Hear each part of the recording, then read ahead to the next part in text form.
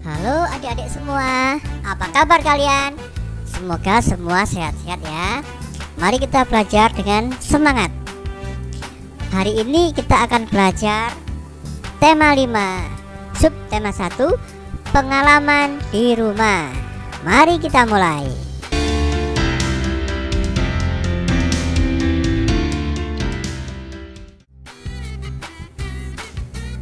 Setiap orang pasti memiliki pengalaman. Pengalaman dapat diperoleh di mana saja, seperti di rumah, sekolah, dan tempat bermain. Pengalaman juga dapat diperoleh di tempat wisata. Nah, teman kita Benny mempunyai pengalaman juga nih. Pengalaman Benny di rumah, bekerja bersama keluarga. Benny dan keluarganya bekerja membersihkan kebun bunga, seperti di gambar 1 ini ya. Kemudian Benny di sekolah juga punya pengalaman loh. Benny di sekolah pernah menang lomba. Benny menang lomba baca puisi. Lihat di gambar nomor 2. Nah, Benny juga punya pengalaman di tempat bermain. Benny punya pengalaman bermain galah asin. Galah asin dilakukan di lapangan. Lihat gambar ketiga ini ya. Ternyata Benny juga punya pengalaman di tempat wisata. Benny pernah pergi ke Raja Ampat. Lihat di halaman di gambar 4 ini. Kalau kalian pernah punya pengalaman wisata kemana ya? Nah, sekarang kakak mau cerita pengalaman Benny di rumah. Liburan semester 1 kan sudah selesai. Nah, saat di rumah, Benny asik membantu orang tuanya. Benny membantu ibu, ayah, dan kakak. Coba kalian ini, lihat ini gambar apa? Betul, ini gambar jam dinding. Kan gini, suatu hari di rumah Benny jam dindingnya rusak. Nah, ibu Benny menyuruh Benny untuk membetulkan jam dindingnya, untuk mengganti baterainya biar jam dinding bisa berjalan kembali, bisa berdetak kembali. Tapi apa yang terjadi adik-adik? Ternyata saat mengambil jam dinding itu, jam dindingnya jatuh sampai pecah. Benny kan jadi merasa bersalah gara-gara dia mengambil jam dinding tidak hati-hati, maka jam dindingnya jadi pecah dan rusak. Tapi masih bisa dipakai jam dindingnya, tapi masih ada kerusakan, yaitu retak-retak. Jadi Benny merasa bersalah. Kemudian kalau merasa bersalah itu apa yang kita lakukan? Nah, kita lihat cerita selanjutnya ya. Nah, ternyata Benny apa adik-adik? Benny meminta maaf kepada ibunya. Nah, ini yang poin yang harus kita pelajari, bahwa Benny meminta maaf kepada ibunya. Jadi kalau setiap kita melakukan kesalahan, kita harus meminta maaf. Nah, jadi kalau meminta maaf itu kata-katanya harus diucapkan dengan santun. Nah, gambar berikut menunjukkan sikap santun. Sikap Benny santun kepada ibunya. Jadi gini, kalian harus berlatih seperti Benny kepada ibunya. Jadi harus bersikap santun, mengucapkan bahasa yang santun dalam meminta maaf ya. Ini contohnya. Maafkan Benny ya Bu, Benny sudah menyatukan jam dinding. Jam dinding di rumah menjadi pecah. Apa jawab ibunya? Ibunya berkata begini, ya nak, tidak apa-apa. Ibu sangat berterima kasih karena kamu sudah menolong ibu. Lain kali hati-hati kalau tidak perlu tergesa-gesa. Jadi kalau meminta maaf itu harus dengan sopan santun, dengan kalimat yang santun. Jadi yang kita pelajari dari pelajaran ini, kita berlatih untuk berkata dengan santun. Baik adik-adik, kita lanjutkan pelajarannya ya. Nih, saya akan bercerita lagi. Nah, setelah Benny meminta maaf, kemudian ini Benny teringat tugas dari gurunya. Tugasnya mengukur panjang benda. Nah, kita akan belajar mengukur panjang benda. benda yang ada di rumah akan diukur oleh Benny karena diberi tugas oleh gurunya. Nah, Benny ingin mengukur panjang jam dinding. Berapakah panjang jam dinding ini? Nah, adik-adik sebutkan alat yang digunakan untuk mengukurnya. Betul, dia mengukur menggunakan penggaris. Nah, penggaris ini disebut juga dengan mistar. Pernahkah kalian menggunakan penggaris? Nah, betul, penggaris digunakan untuk menggaris, ya namanya saja penggaris, ya kan? Sebutkan benda yang pernah diukur dengan penggaris. Betul, bisa mengukur buku, mengukur panjang tas, bisa diukur dengan penggaris. Jadi kita belajar menggunakan alat untuk mengukur. Kemudian Benny bertanya kepada ibunya, "Bu, apakah nama satuan pada penggaris?" Benny lupa nama satuannya. Kemudian ibunya menjawab, "Satuan ukuran pada penggaris adalah sentimeter. Sentimeter disingkat dengan cm. Jadi kan di penggaris itu ada kayak apa namanya, garis-garis kecil itu adalah satuannya yang dinamakan sentimeter, disingkat cm. Bagaimana cara menggunakannya, Bu?" Benny bertanya kepada ibunya. Cara menggunakannya adalah sebagai berikut. Ukur benda dimulai dari angka 0. Angka 0 pada penggaris harus lurus dengan panjang benda, lurus dengan pangkal benda. Jadi cara mengukurnya adalah dimulai dengan angka 0 di penggaris tersebut. Jadi ingatkan, satuan pada penggaris disebut apa, adik-adik? Betul, sentimeter, disingkat cm.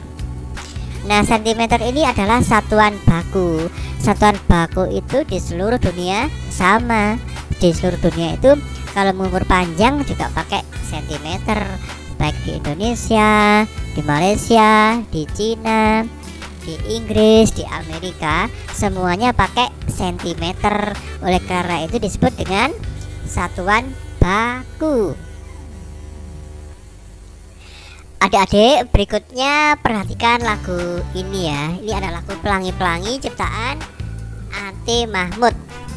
Pelangi-pelangi, alangkah indahmu, merah kuning hijau di langit yang biru. Pelukismu agung, siapa gerangan? Pelangi-pelangi, ciptaan Tuhan. Nah, tahukah kalian bahwa tekanan nada ada tekanan yang kuat, ada nada dengan tekanan yang lemah.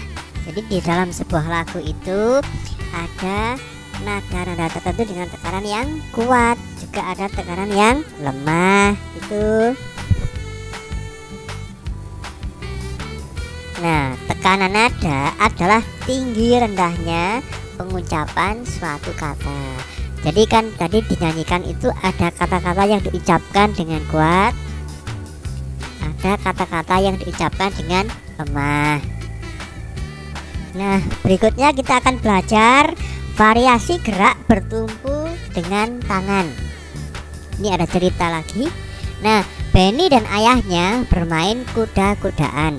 Benny menirukan posisi kuda yang diperagakan oleh ayahnya. Nah, adik-adik lihat gambar di bawah ini ya. Ini Benny dan ayahnya bermain menirukan posisi kuda. Ini tangannya di lantai, lututnya juga di lantai. Nah, gerakan ini bertumpu kepada lengan. Jadi kan gini, lengannya itu menahan berat badan dari Benny dan ayahnya. Perhatikan gambar berikut ini. Ada beberapa gerakan bertumpu dengan tangan. Gerakan ini dilakukan oleh Benny. Nomor 1 gini, jika bertumpu pada tangan. Nomor 2 dan nomor 3. Nomor 3 ini mendorong ya. Nomor 3 ini mendorong. Nomor 2 ini olahraga, bertumpu pada tangan. Nomor 1 juga demikian. Nah, gerakan nomor 2 ini disebut dengan push up. Push up adalah gerakan badan naik dan turun. Gerakan dilakukan secara berulang-ulang. Ini namanya push up. Yang nomor 3 ini gerakan mendorong tembok ya. Ini adalah gerakan yang bertumbuh pada tangan. Ini bertujuan menguatkan otot tangan ya anak-anak ya adik-adikku semua. Oke, kita lanjut ke pokok bahasan berikutnya. Perilaku sesuai sila pertama Pancasila. Nah, tadi kan gini, Benny melakukan permainan kuda-kudaan dengan ayahnya. Benny dan ayahnya bersyukur karena bisa bermain bersama. Rasa bersyukur merupakan perilaku yang baik. Perilaku ini sesuai dengan sila pertama Pancasila.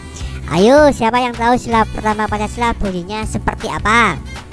Betul, ketuhanan yang Maha Esa. Adik-adik, kita lanjut ya. Kakak punya cerita. Benny bermain piano. Benny itu seorang piano yang bermain dengan hebat ya. Benny bermain di dekat kakaknya. Dan suatu hari kakaknya ini sedang belajar. Kakaknya belajar, Benny bermain piano. Jadi apa yang terjadi? Ya, kakak Benny merasa terganggu. Jadi kakak Benny ini belajar, terus adiknya main piano kan terganggu. Apa kata Benny kepada kakaknya? Nah, Benny merasa bersalah adik-adik. Kemudian dia bilang seperti ini kepada kakaknya. Maafkan Benny kak, tadi sudah mengganggu kakak. Belajarnya terganggu oleh Benny. Kakaknya menjawab, ya dek, kakak maafkan. Kalau Benny mau main piano sebaiknya siang hari, atau Benny mainnya sore hari. Ya kak, besok tidak akan saya ulangi lagi. Ya udah, sebaiknya sekarang kita mengerjakan PR. Begitu kata kakaknya. Jadi kalau kita melakukan suatu kesalahan, kita harus meminta maaf dengan kata-kata yang santun gitu ya. Jadi gimana kalau kita berbuat salah? Betul, harus meminta maaf. Nah, setelah meminta maaf kepada kakaknya, kemudian Benny mengerjakan PR. Benny ditugaskan untuk mengukur benda. Benda tersebut tidak dapat diukur dengan penggaris. Nah, gimana coba kalau tidak dapat diukur dengan penggaris? Kan bendanya panjang, melebihi panjangnya penggaris. Rupanya Benny ingin mengukur piano. Dia bertanya kepada kakaknya, "Kak, Benny ingin mengukur piano, tetapi pianonya panjang. Alat apa yang dapat digunakan?" Apakah semua tahu adik-adik? Kira-kira apa jawaban kakaknya? Kita lihat ya. Kakaknya menjawab begini, Benny dapat menggunakan penggaris. Benny dapat juga menggunakan meteran. Ini dia. Karena bendanya lebih panjang daripada penggaris, maka digunakan meteran. Jadi adik-adik, selain dengan penggaris, kita bisa mengukur panjang benda menggunakan meteran. Siapa yang sudah pernah lihat meteran? Nah, seperti inilah meteran. Nah, seperti yang di bawah Benny. Benny inilah meteran, ini ya namanya meteran. Benny bertanya kepada kakaknya, "Kak, bagaimanakah cara menggunakan meteran?" Kakaknya menjawab, cara menggunakan meteran dimulai dari angka 0, dimana angka 0 sampai dengan 100 cm itu sama dengan 1 meter. Meter dapat ditulis dengan huruf M saja. Kan kalau sentimeter cm, kalau meter M saja. Jadi yang harus kita ingat ya adik-adik ya, 1 meter itu sama dengan 100 cm, atau 100 cm itu sama dengan 1 meter. Jadi 1 meter itu ada berapa sentimeter? Betul, 100 cm. Nah, setelah itu Benny membantu pekerjaan di rumahnya. Dia membersihkan sangkar burung. Nah, setelah selesai membersihkan sangkar burung, Benny menggantungkan sangkar burung di tempatnya semula. Kemudian Benny bermain di taman, adik-adik. Nah, mainan di taman banyak macamnya. Ada mainan bergelantungan, ada mainan perosotan. Nah, Benny memilih untuk bermain bergelantungan seperti gambar di bawah ini, gambar 1 dan gambar 2. Gambar 1, tangan Benny bergantung, kaki lurus ke bawah. Kemudian yang nomor 2, tangan Benny bergantung, paha diangkat ke depan. Itu Benny bermain di taman di depan, dia bergelantungan ya. Kemudian ada juga gerakan ini yang nomor 3, seperti gambar nomor 3, tangan Benny bergantung, kaki ditekuk ke belakang. Kemudian ada juga tangan Benny bergantung, kaki memanjang ke depan. Nomor 5 ini tangan bergantung, kaki memanjang ke belakang. Kemudian gini, tangan Benny bergantung, paha diangkat ke samping. Macam-macam gerakannya ya. Nah, setelah Benny bermain bergelantungan, kemudian dia masuk ke dalam rumah ya, adik ya. Ternyata Benny ini mempunyai banyak teman. Benny juga anak yang baik. Benny pandai bergaul. Teman Benny ada yang menjadi pengurus masjid. Suatu hari pengurus masjid tiba-tiba datang ke rumah Benny, dan pengurus masjid perlu mendapatkan bantuan untuk korban banjir. Jadi mereka mengumpulkan bantuan untuk diserahkan kepada korban banjir. Dan Benny memberi sumbangan kepada korban banjir. Benny ini memberi contoh yang baik ya. Contoh ini kira-kira sesuai dengan sila Pancasila, sila keberapa yuk? Benar, sila kedua yang berbunyi kemanusiaan yang adil dan beradab. Nah, adik-adik, kita lanjutkan pelajarannya ya. Pada suatu hari, sepupu Benny datang dari kampung. Benny senang dikunjungi saudaranya. Benny dan sepupunya saling berkunjung. Nah, ini Benny dan sepupunya. Benny selalu menjaga kerukunan antar keluarganya. Sikap ini contoh perilaku sila ketiga Pancasila. Sila ketiga apa yuk? Persatuan Indonesia. Jadi sikap ini sesuai dengan sila ketiga Pancasila. Kan saling hidup rukun, saling bersatu. Jadi adik-adik itu harus hidup rukun dengan teman, rukun dengan anggota keluarga, dengan tetangga. Hidup rukun merupakan contoh perilaku yang baik, karena hidup rukun itu sesuai dengan sila ketiga Pancasila. Nah, demikianlah pelajaran kita, tema 5, subtema 1, pengalamanku di rumah. Dan jangan lupa untuk klik subscribe agar dapat info video-video yang berikutnya. Berikutnya kita akan mempelajari subtema 2, pengalamanku di sekolah. Saksikan di video berikutnya ya.